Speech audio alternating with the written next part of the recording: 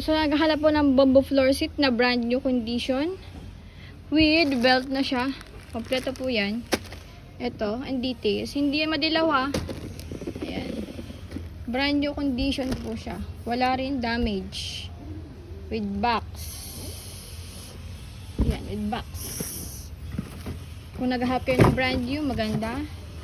At 1.2 kilo lang.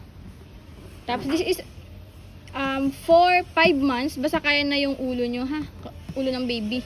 Ito yung belt, easy to clean din yan. Yan, ganyan siya. Pwedeng feeding, pang feed, playing, or may ginagawa kayo sa hair ni baby.